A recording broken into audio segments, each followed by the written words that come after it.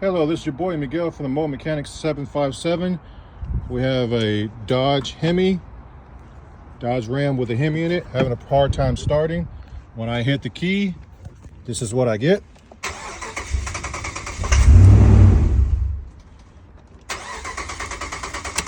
And that's all I get. I have a diagnosing machine that actually will get in more details than you guys will get into. So to differentiate, you need power, air, and ignition source. So I'm going to differentiate real easy. There's a coil pack I'm pointing to. There's your fire. Of course, you know the air. So the easiest way to differentiate what system it is, you take yourself some starter fluid. You always do it after the mass airflow sensor. For God's sake, do not spray starting fluid where the mass airflow sensor. You will mess it up. So I've already loosened this up.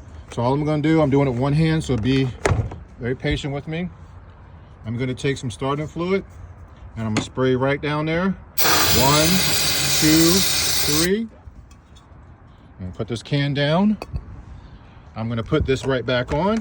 If it is a fuel related issue, it will start for a couple seconds and then it will die. So let's come back over here.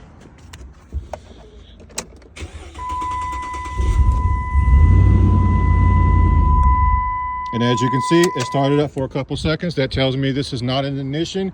This is a fuel related issue.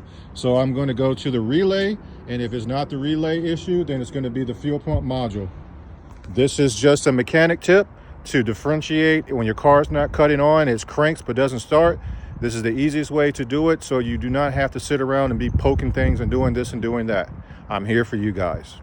If you like this video, please like, subscribe, and share. Thank you.